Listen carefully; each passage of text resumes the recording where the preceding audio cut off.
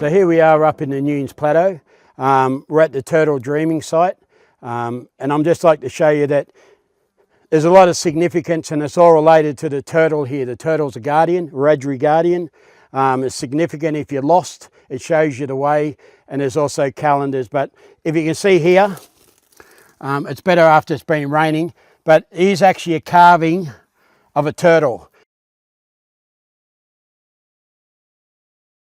This area is called turtle dreaming. Now, in ancient times, the only calendar we had, the ancestors had, was a turtle calendar. So how it works was, it works off lunar, which is the moon. So there's 13 full moons in a year.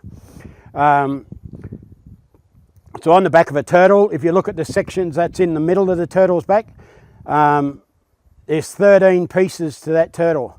And then on the outside, there's 28 pieces.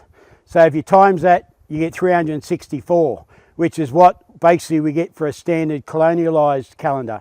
But it's 13 months. But even in the Indigenous calendar, there was still a leap day. So they could actually judge by the calendar which season it was and to what plants they could be accessed and what animals were.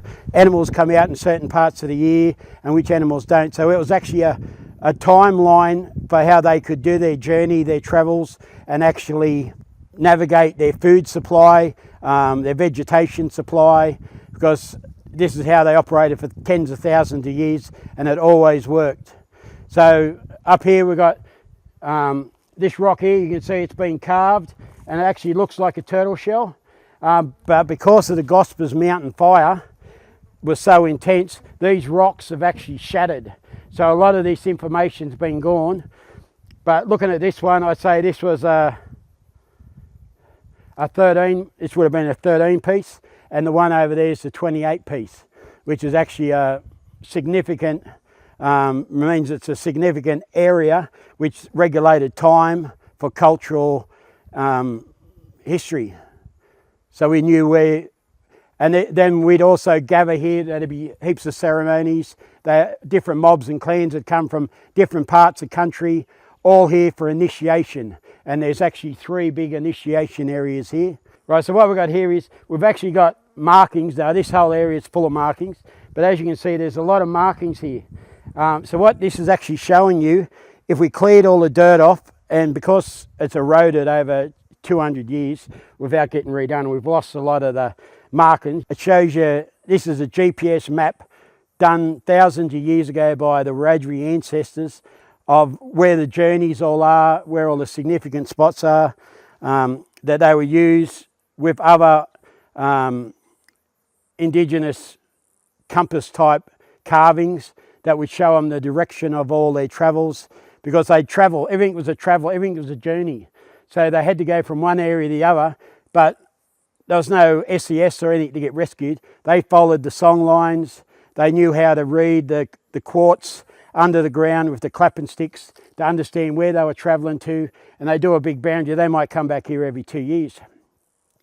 But it also shows that other mobs were coming from different areas, all here for initiation.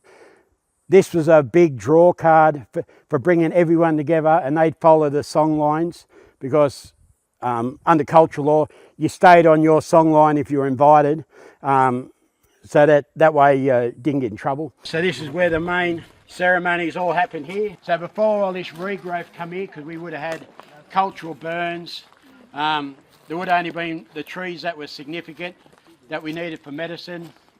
They could actually keep a lookout for what mobs were travelling here for ceremony. And when you look over here, all these little gnama holes, they start here. These would have all had different ointments mashed in there to make antiseptic creams, because when you get cut, they'd actually put dirt in it so it looks more distinctive. So here we've got the small gnama holes where the water was collected. So this water was to drink when they were travelling here, because there's not much, but these were here to manually collect water, but also because it's an initiation area, and they'd actually make tools here, which is the scraping tools, the skinning tools, the axes. As you can see, the grinding grooves are all here.